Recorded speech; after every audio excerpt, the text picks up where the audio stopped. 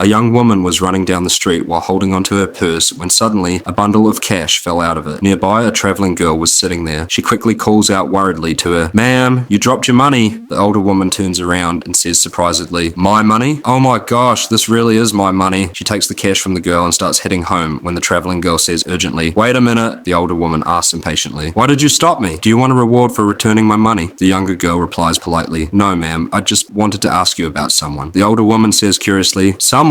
Who?" The younger girl says softly, "He lives in your building too. His name is David. Do you know him?" The older woman replies cautiously, "David, he's my husband. Why do you want to see him?" The younger girl says politely, "How are you doing?" She reaches out her hand for a greeting, but David's wife says coldly, "Just stay right there and talk. Don't come near me." The traveling girl explains honestly, "I actually came today to return the money David loaned us." Then she pulls money out of her bag and hands it over. David's wife quickly grabs the cash and says greedily, "That's a lot of money. What does this have to do with my husband?" The traveling girl replies respectfully, "A few years ago, David loaned this money to my father." David's wife asks suspiciously, "Your father? What's your father's name?" The girl answers calmly, "My father's name is Joseph. I'm his daughter. My name is Sophia." David's wife pauses and says quietly, "Oh, so you're Joseph's daughter." Then David's wife starts walking away when Sophia says nervously, "Wait a second." David's wife turns around and says annoyedly, "What now? What's the problem?" Sophia says respectfully, "My father told me that when I return the money, I should also give this letter to David." David's wife looks her up and down and says rudely, "Just look at yourself. You look filthy, and you actually want to come into our house?" Then she snatches the letter from Sophia and says dismissively, "Fine, I'll give this to David. You can leave now." The traveling girl replies softly, "Okay, thank you." Later, David's wife walks into the house excitedly holding the money and says to her husband, "Look at this. That's a huge amount of cash." David asks confusedly, "Where did you get all that money from?" His wife replies happily, "Honey, remember your older brother Joseph, the one who borrowed $200,000 from you? Well, today he finally paid it back." David quickly says shockingly, "Brother Joseph came here." His wife answers casually, "No, not him. His daughter came." "Oh yeah, and there's also this letter." David opens the letter and starts reading silently. "Little brother, please forgive me. I'm dying. My health is failing. I don't have much time left. By the time you read this letter, I'll already be gone. Thank you for helping me during the hardest time of my life. I'll never forget your kindness. I'm sorry I couldn't repay the money sooner. I had to sell my old house just to gather these $200,000. I'm truly sorry. There's one last thing I want to ask of you. The person I worry about most in this world is my daughter, Sophia. Can you please take care of her? That is my final wish." After reading the letter, David immediately asks emotionally, "Where is that girl?" His wife casually replies casually, "She looked really dirty, so I didn't let her come upstairs." David angrily says angrily, "What are you talking about? That was a terrible thing to do." Then he looks at the letter again and says emotionally, "When I was alone, struggling and had nothing, my older brother Joseph helped me. He bought me clothes, fed me, taught me business, and introduced me to important people. If it weren't for Joseph, I wouldn't be where I am today." David runs outside searching everywhere and shouts desperately, "Sophia, where are you?" Exhausted from hunger and thirst, Sophia eventually falls asleep on a bench by the sidewalk. David searches everywhere until he becomes tired and says hopelessly, "Where am I supposed to look for you? Where did you go?" Just then, Sophia walks up and quietly says shyly, "Sir, if you don't mind, can I take this bottle?" David replies kindly, "Yeah, go ahead." Sophia smiles and says gratefully, "Okay, thank you." Then David looks up carefully and asks gently, "Hey little girl, what's your name?" Sophia nervously looks at him. David gently says warmly, "Don't be scared. I'm looking for someone named Sophia. Are you Sophia?" She softly replies softly, "Yes, I am. Do you know me?" David's eyes fill with emotion as he says tearfully, "Where did you go? I've been looking for you for so long. I'm your Uncle David. When you were little, I used to carry you in my arms." Sophia happily says excitedly, "Uncle, I finally found you. I came this morning to return the loan money, but I couldn't meet you. I gave the money to Auntie. Did you get it?" David nods and says gently, "Yes, I got it. Your aunt told me everything." Then he gently asks sadly, "Sophia, how did your life become this difficult?" Sophia lowers her head sadly and says painfully, "Uncle, before my father died, he tried over and over again to return this money to you himself. We didn't have any extra money. I traveled for 3 days and 3 nights just to find you." David says emotionally, "Sophia, you're truly a wonderful child. Don't be heartbroken over your father's passing. Life has its ups and downs. From today on, you'll stay with me. I'll take care of you." Sophia quietly says softly, "No, I can take care of myself." David gently smiles and says lovingly, "Silly girl, why would that be a problem? I only reached this position in life because of your father's help. Now that he's gone, I'm your real uncle. Come on, let's go home."